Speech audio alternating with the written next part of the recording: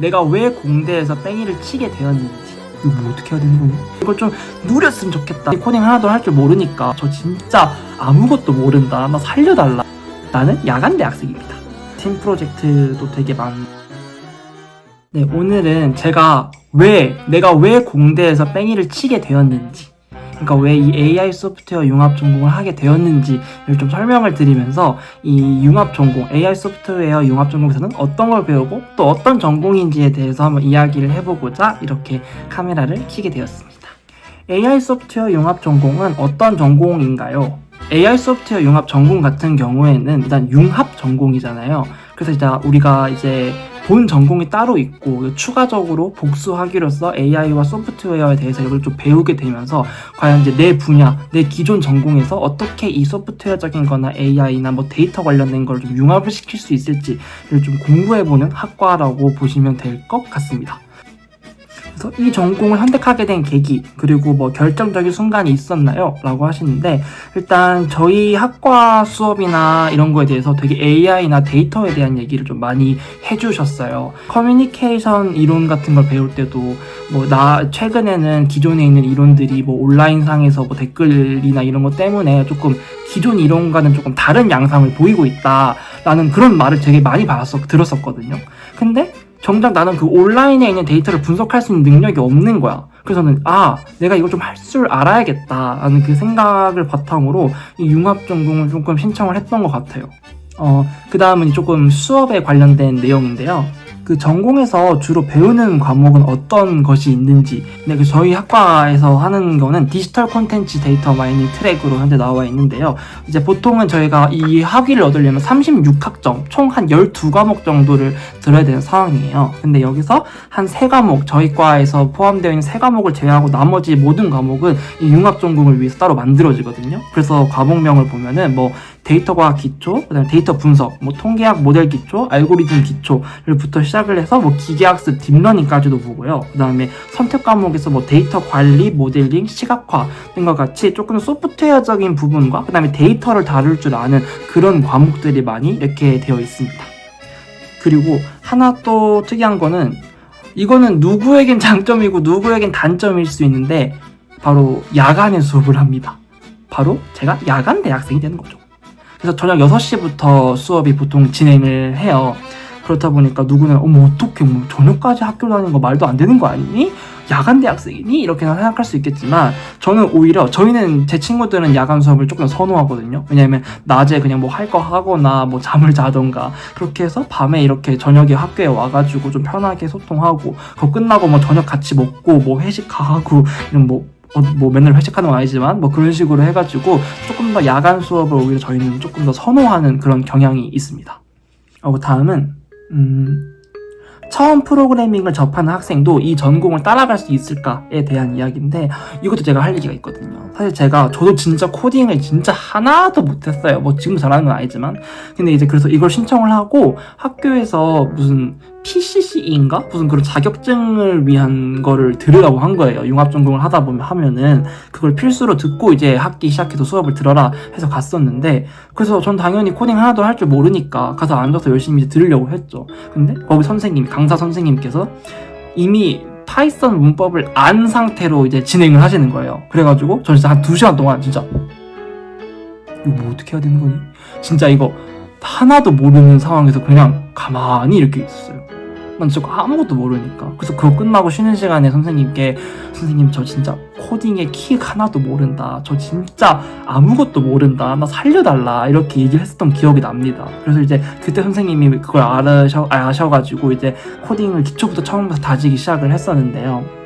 저도 아예 모르는 입장에서 융합 전공을 시작했었고, 제 주변 친구들도 모두가 그렇거든요. 그래서 수업을 들으시면은 수업에서 완전 파이썬 기초 문법, 그거 알잖아요. 프린트문, 헬로 월드 이런 거 있잖아요. 그것부터 진짜 하나하나 시작을 하세요. 그렇다 보니까 전혀 프로그래밍을 하지 못하여도 이 융합 전공을 함께 할 수 있다는 것이 조금 장점이라고 할 수 있을 것 같아요. 그리고 또 다음이 이 AI 소프트웨어 융합 전공을 하면서 보통 진로는 어느 쪽으로 많이 가느냐에 대한 건데, 사실 이 융합전공이 24년도에 처음 생긴 거기 때문에 지금 제가 있는 4학년이 첫 그거거든요. 첫 기수거든요. 그렇다 보니까 졸업을 안 했어요. 근데 좀 안에 저희 4학년이 총 9명이 있는데 그 안에서 조금 살펴보자면 좀 공학을 하고 있는 기계공학과 쪽은 대다수 대학원을 좀 선택을 하는 것 같고, 그 다음에 뭐 202학 계열 정보수학 이쪽도 좀 대학원이나 이런 걸 싹 하고 있고, 저희 미컴과 입장으로 보면은 조금 더 AI를 활용한 컨텐츠 제작이나 이런 쪽으로 가거나 광고 마케팅 할 때 뭐 데이터를 분석을 하니까 그래서 그쪽으로 나가려거나 그런 식으로 좀 준비를 하고 있는 친구들이 있다는 것이 특징입니다. 그리고 이제 앞으로 좀 이게 좀 소개를 이렇게 했다면 이제 융합전공의 좀 장점에 대해서도 이야기를 해보고 싶어요. 첫 번째는 다양한 전공의 사람들을 만날 수가 있다. 앞서 말했다시피 한 5개의 학과가 모여있는 학과이기 때문에 저는 항상 사회과학대학 안에 있는 과들만 만나다가 진짜 공대, 자연대 사람들이랑 만나니까 너무 좀 재밌는 거예요. 처음에 이제 막 팀플이나 이런 과제들을 할 때 좀 소통이 안 되는 경우도 있었거든요. 뭐 저희 과에는 되게 저희 이런 사회과학 애들은 기획을 엄청나게 그것부터 생각을 한다면 공대 분들은 인풋을 주면은 우리는 아웃풋을 만들겠다 이런 식으로 되게 그런 걸 중요시 하기도 했었고, 그런 식으로 조금 소통의 오류가 있었는데 그거를 좀 맞춰가면서 이런 식으로 전공이 다른 데도 소통을 할 수 있구나 라는 걸 좀 배웠던 것 같고, 그리고 항상 이제 저희 과에서 과제를 하게 되면은 좀 미디어 관련된 주제를 하다 보니까 어찌 보면 좀 익숙한 주제들을 가지고 많이 발표를 하시고 과제를 낸단 말이죠.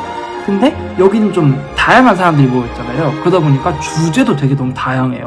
뭐 전 당연히 미디어 관련된 걸로 했지만 뭐 기계공학과 분들은 뭐 항공에 쓰이는 이런 뭐였더라? 그 엔진 관련한 거에 대해서 발표를 하셨고, 뭐 수학과 친구는 뭐 보험에 관련된 그런 데이터들을 들고 와가지고 그런 걸로 발표도 하기도 했었고, 그런 식으로 되게 내 전공 분야 이외에 정말 다양한 전공에서의 그런 재밌는 것들, 인사이트를 조금 얻을 수 있다는 게 정말 가장 큰 장점인 것 같아요. 그리고 이제 교수님들과 엄청나게 이제 소통을 하다 보니까 교수님들이랑 정말 친하고 정말 가족 같다는 거. 근데 이게 진짜입니다. 저희 맨날 교수님한테 막 교수님 저희 막 다 같이 뭐 수업 끝나고 뭐 고기 먹으러 가요 막 이런 식으로 하거나, 뭐 아니면은 그 행사 주간에 그 뭐 인생네컷 그 부스를 오면은 막 교수님 저랑 사진 찍어요 막 이러면서 막 사진 찍고, 그래서 막 인생네컷 막 공유하고 막 그런 식으로 좀 해서 정말 과 분위기가 좋다는 것이 저는 정말 큰 장점이라고 생각합니다. 그리고 두 번째는요, 장학금을 받습니다. AR 소프트웨어 융합 전공을 하면은 성적 우수 장학금이라는 게 있거든요. 근데 이게 우수 장학금이 이 성적 우수 장학금이 뭐 공부를 조금 잘해야 받는 거라고 생각할 수도 있긴 한데, 근데 이게 좀 일정 수준을 넘으면 그냥 다 주거든요. 그래서 이제 다 주려고 만든 장학금이어가지고, 그래서 학기마다 어느 정도의 조금 돈을 받으면서 저희는 또 이제 수업을 듣고 있습니다. 그 다음에 세 번째는 또 이제 해외 탐방의 그런 기회들이 조금 열려있다라는 것이 좀 특징인데, 이제 소프트웨어 중심 대학의 그런 소중 사업을 받아서 이렇게 하는 거기 때문에 되게 프로그램을 많이 해주세요. 그래서 제 친구 같은 경우에는 작년인가 그때 겨울에 이제 일본을 갔다 와가지고 거기서 이제 뭐 소프트웨어적인 그런 박람회도 갔다 오고 뭐 관광도 즐기고 그렇게 했었고, 저도 이제 이번에 그 여름 때 중국에 있는 선전대학교에 가가지고 직접 애들이랑 프로그래밍 하면서 과제도 하고, 과제 끝나면은 또 이제 관광도 하면서 중국을 조금 즐기기도 했었고요. 최근에는 중간고사 끝나고 이제 베트남을 또 갔다 왔습니다. 이제 베트남을 갔다 와가지고 거기서 이제 RMIT라는 학교 가가지고 거기서 또 어떻게 수업을 하고 있는지도 보면서 이렇게 되게 많은 시야에 그런 그런 좀 이런 많은 조금 경험들을 할 수 있다는 것이 특징인 것 같아요. 이 영상을 찍고 이제 마무리 멘트까지 열심히 찍었는데 이유는 모르겠으나 모든 오디오가 날아가 버려서 영상을 살릴 수 없게 되었습니다. 오늘은 이렇게 융합전공이 어떤 건지에 대해서 제가 좀 간략하게 소개를 해보는 영상을 했는데요. 어찌 보면 오늘 조금 딱딱한 영상일 수도 있는데, 이제 틱톡이나 인스타그램에서는 조금 비하인드나 이런 걸로 조금 더 재밌는 영상들, 쇼폼들이 올라갈 계획이고, 또 유튜브 다음 영상도 이제 과제를 통해서 대회 같은 거를 나가서 발표한 것에 대한 걸 올릴 거기 때문에 조금 재밌을 것입니다. 그러니 채널 많이 구독해주시고 틱톡, 인스타그램 이런 것도 많이 가셔가지고 콘텐츠를 지어주시면 감사하겠습니다. 구독과 좋아요 부탁드려요.